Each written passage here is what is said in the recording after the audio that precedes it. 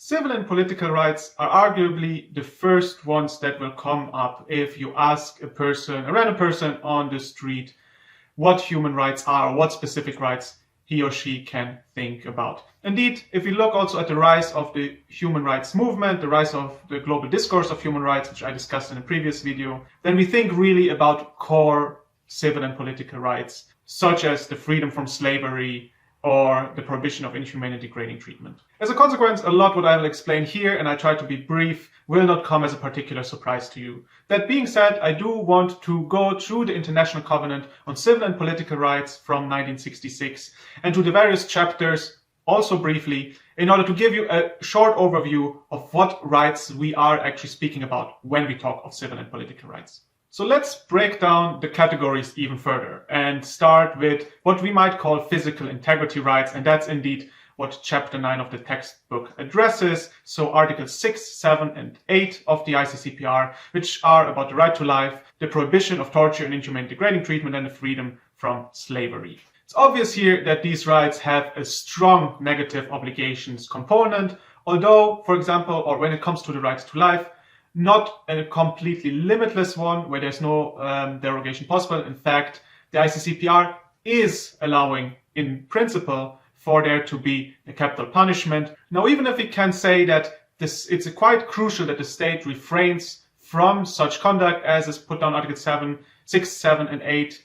there is still also a positive obligations component in this regard, namely that states have a duty to investigate instances in which other actors or private actors have subjected persons on its jurisdiction to these kind of treatments. So even when it comes to the most basic physical integrity rights, we do still have positive obligations. The next few rights, and here I talk specifically of rights, Articles 9 to 13, are related to the liberty and security of persons. And here we again have very classical rights, such as the habeas corpus, but also the freedom of movement. There are again limitations to those rights, though these limitations need to be justified and scrutinized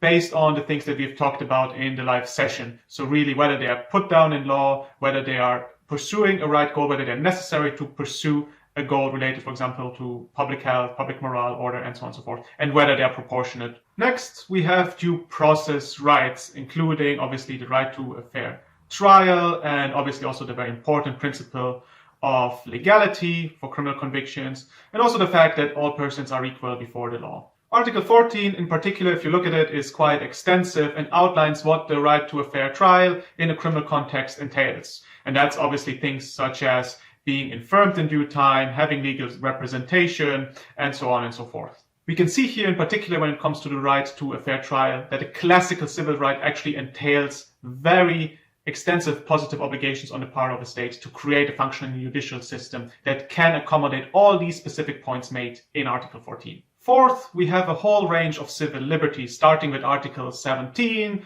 the right to privacy, going on to, for example, Article 22, the right to the freedom of assembly and association, and then Article 27, to enjoy one's culture and religious affiliation, amongst others. And then finally, we have one real political right, which is laid down in Article 25, and that includes the right of citizens, and that's important, not every person on the jurisdiction, but citizens specifically, to conduct public affairs, vote, access to public service, and so on. Now, without any category, but therefore not at all less important, and maybe somewhat cross-sectional overarching, are two more rights, namely in particular the right to self-determination as laid down in Article 1 of the ICCPR indeed. And we'll talk much more about this when we touch upon and discuss group rights in a few weeks' time. And of course the non-discrimination guarantee and the principle of equality, which you can find in Articles 2.1 and 3 of the ICCPR, and which really need to be related to all rights and to the realization of all of these rights that we have as we go through the covenant. There's obviously also the possibility to derogate from the convention according to Article 4, as we discussed in the live session previously, when indeed there is a threat to the nation, when there is a public emergency situation. Now, as we said back then, this kind of derogation is presumed to be temporary, and also the state party that wants to pursue such derogations does need to inform the Secretary General of the UN when they do so. Now, I want to end this clip with a few words on the status of the ICCPR, and indeed with 173 ratifications, it is one of the most widely ratified human rights treaties that there is. Now, that being said, there are a few exceptions here, and quite important exceptions, such as Saudi Arabia or Myanmar or Malaysia, which have not actually even signed the ICCPR, and then also the People's Republic of China, which signed it but has not ratified it. And you can see here how this is very relevant when it comes to discussions, for example, about the situation in Xinjiang and the situation that Uyghur people confront, or historically perhaps even more known,